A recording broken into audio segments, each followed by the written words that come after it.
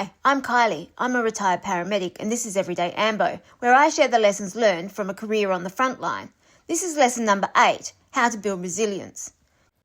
Today I'm talking resilience, what I got wrong about it and how it might be our superpower if war breaks out between humans and AI robots.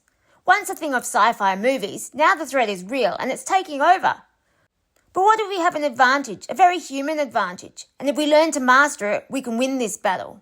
Let me tell you how. I spent the last 4 years recovering from trauma exposure through my career as a paramedic, and the experience I have lived before, during and after has taught me that change can happen very fast, and when it does, it leaves our minds in chaos, with a lot of unknowns and a lot to sift through. But then we adapt, and we grow in ways that aren't possible without the experience, and now I understand why I should have embraced the potential of life's traumas earlier, and now I want to share what I know.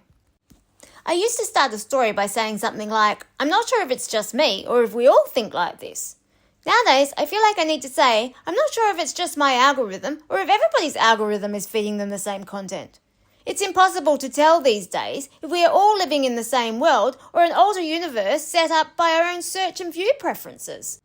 What I can tell you is that when I step back and look at my screen as a projection of my own thought processes, I realise that the feedback loop is a little scary.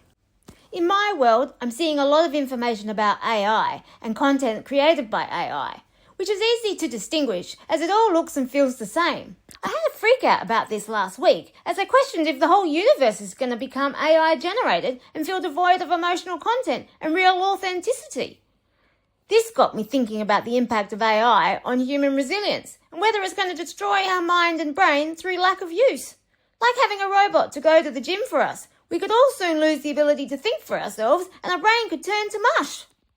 Of course, this is a dark road if you want to travel it, as we all turn into zombies with hollow heads, where little AI robots have burrowed in and taken over the operations. With arms outstretched, legs dragging, drool coming out of our mouths, and with glazed over eyes, we will all be quoting encyclopedia precision facts about all the topics ever known to man. People. Just so we can prove to the zombie bots standing alongside that we aren't human either. But of course, no one will care because AIs don't have emotions. It's hard to imagine how it's all going to turn out as the feedback loop of AI content slowly permeates our mind and becomes our reality. So how does this all relate to resilience? Resilience is our ability to withstand our environment. Some believe that resilience is about being strong enough to push back against the elements. Others think it's about being flexible enough to bend with it. I think it's about post-traumatic growth, where it's all about living through the exposure and being able to rebuild ourselves stronger because of the trauma incurred, building scars to better weather the storms. I'm pretty confident about this as I've tried all 3 methods and only one has prevailed. Humans are resilient, and we know this because our species has continued to inhabit the planet, and we have evolved in numbers and strength. Not physical strength, but intellectual strength. We are now at a point in time where we are all going to find out if we can survive our own intellectual brilliance, and if it is possible, who will survive? The ultimate survivor episode of Brain versus Brawn, where we have created our own AI opponent to challenge our own resilience. Of course, much of what's going on in the world right now has got to be fake news, right? I can already see how this episode plays out. Some are going to try to use their intelligence like a muscle and push back. Others are going to try and use their intelligence like a hula hoop, as they dodge and weave to try and outsmart. Then others are going to get pushed around. They're going to get bruised, broken limbs, and bloodied noses. Ultimately, it's going to be about who can get back up again, rebuild, and change from the experience. Can we live long enough to adapt and overcome? This is human resilience, and this is how we've all survived for as long as we have, lest we forget.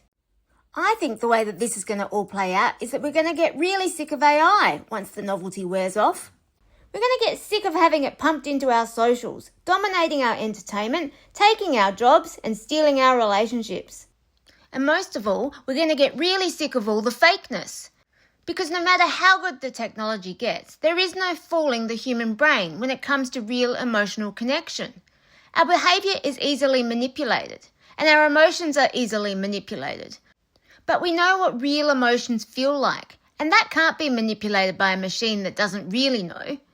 There will come a time when our brains register an inconsistency, a fault in the matrix, A piece of information that stops us in our tracks and raises our awareness and has us ask, what the? I believe that AI is going to push us all to the edge of our tolerance, force our discomfort for what we are lacking and wanting for in real emotional connections. And there will come a tipping point when chaos erupts and we rebel as a species for all that's been taken. We will pull it all down, rip it all apart and destroy it to take back our quality of lives. And just like after every war in history, there will be people lost and a refractory period after the time where we must rebuild. This will be our opportunity to learn and for post-traumatic growth, a time when our egos have to brush themselves off for all that they got wrong in the war against ourselves and our own intelligence. But of course, life isn't predictable, so we may not be as resilient as we think we are. And this could mean the end of the human species, outsmarted and taken down by an artificial version of our own intelligence. Now wouldn't that be ironic? If you're wondering how I came to think this way, it's because I've been through the process myself, and this is the recovery process.